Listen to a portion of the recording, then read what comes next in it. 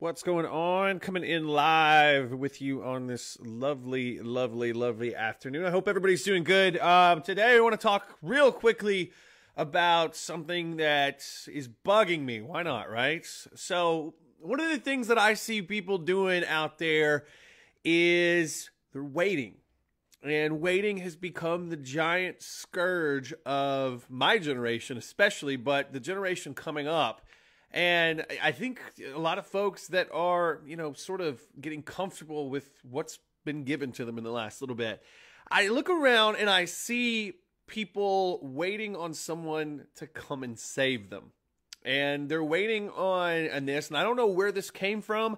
I don't know when it started, but let me tell you something. Nobody is coming to save you, whether it's in your business, whether it's in your health and your fitness, whether it's in your marriage or your relationship with your family. Nobody is coming in and stepping in and is going to save you.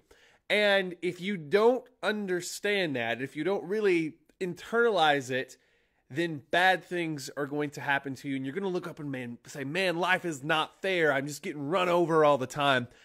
And it's going to get really, really frustrating.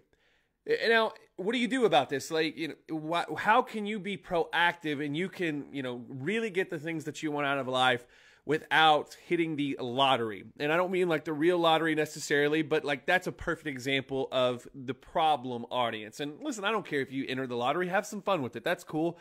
But if you're serious about the lottery, you're delusional. You're absolutely delusional. You have a better chance of getting struck by lightning than winning the damn lottery. So the thing is you got to understand, if you are in a lottery mindset, then you truly believe that someone is coming to save you and someone is going to solve your problems. And that's just not the way that the world works. And there's so much unhappiness out there because that is a mindset that so many people have adopted. So what do you do about it? How do you actually get on top of things? How do you turn your life into something that you are the one that's doing the saving and nobody else is doing the saving, and it's all on you to create your own reality? What do you do? Well, it's a pretty simple formula if you get real down to it. Okay, so I want to give you the formula. And it's not easy. Now, this is the hard path. This is the path that you take that is tough, right?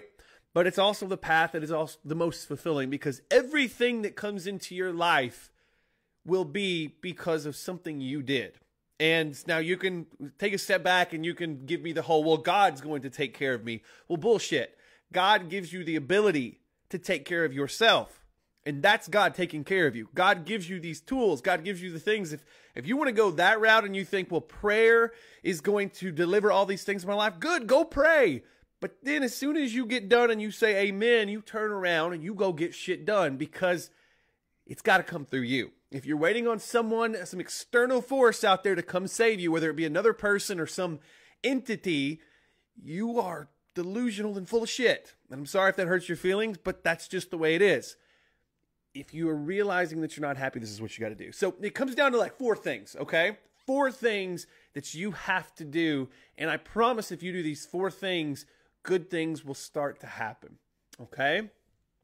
All right, so here we go. Of course, there's action, and that's not even one of the 4 steps. You have to take action on this stuff. You have to work your ass off. That is a given. If you're not going to do that, then you might as well just give up, okay? Because good things are not coming your way if you're just going to sit there and wait, and you're going to have the lottery mindset, and you think someone's coming to save you. But this is the 4 things. The first thing is you have to know exactly what you really want, okay? So one of the big things that I see out there is people living someone else's dream or taking someone else's goals and putting them on a board. You want to make $1 million? Bullshit. That's stupid. That's the dumbest goal in the world. You don't want to make $1 million. I have never heard of anybody that had actual real goals that they wanted to make $1 million. Now, I've heard of people that needed to make $800,432.75 because they had a real reason behind that money. We'll get that in a second. But here's the thing. If you want to have a 6-pack, if you want $1 million in your bank account, if you want these things, that's not real. That's just, I'm going to say this because it sounds good. And it makes me feel like I'm reaching up the same way other people are reaching up. That's crap. And to get happy and to really get something in your life, you've got to know exactly what you want, not what someone else wants. So that takes me to the next point. This is number 2. You got to know the real reasons behind what you really want. So if you say, hey, I want $400,000 in the bank, right? You got to say, well, that pays for my kid's college in 3 years, which is should be exactly this amount of money. Plus I'm building in this extra. That allows me to take a year off from work, maybe. It allows me to buy this car. It allows me to do things with my kids and take time off, whatever. Like, actually sit down with your significant other tonight or by yourself and write down the things that you really want in your life right now that you can't have right now because maybe you just haven't put in the work for it. But write down the things that you want right now, and then next to it, once you get done with the column, write how much that will cost you. Simple. And then start breaking it down. Start breaking it down. It's that simple. But unless you know the real reason behind a goal, you're not going to get to it. Okay? It's that simple. So you got to have your goal. You got to have, number 2, the reason behind your goal. And then here comes number 3. Number 3, once you get those things down and you know how much it costs, now you got to come up with a plan. You actually have to come up with a plan to get from point A to point B. What most people don't do is most people say, well, I want to have this car. And then they go back to work and they go work their job where they make a paycheck where there's no way in hell that that money is ever going to add up because they're spending all of it on other stuff. It's not real. It's not real. Where it becomes real is where you develop an actual plan saying, I'm going to stick back $100 every month for this.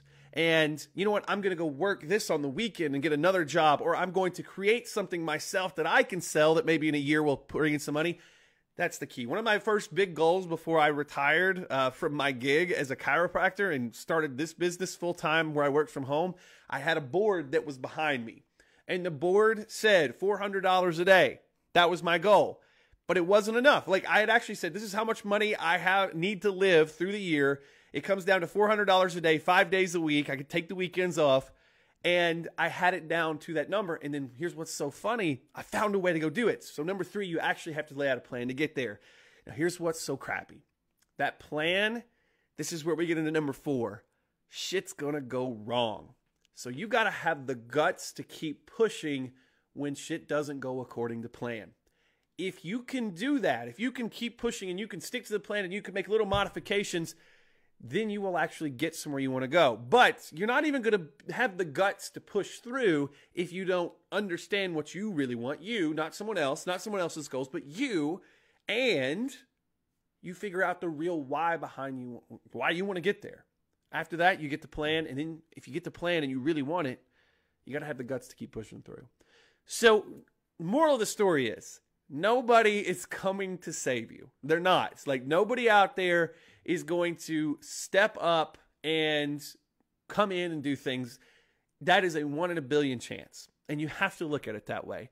But I promise, if you really want something and you put in the work and you decide and you write it across your chest, I am coming to save me. I am coming to save me. And you sit down and you figure out what you really want, what you really want. You figure out the real reasons behind why you want it.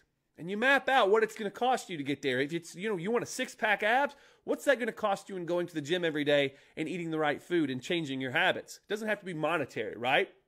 So after that, you have to have a plan to get there. And then moving forward, you got to have the guts to push through. So I hope that makes sense. I hope you're having a good one. I hope this hits someone at home and things are good. So Ben Atkins here. Have a good day. I'll talk to you soon.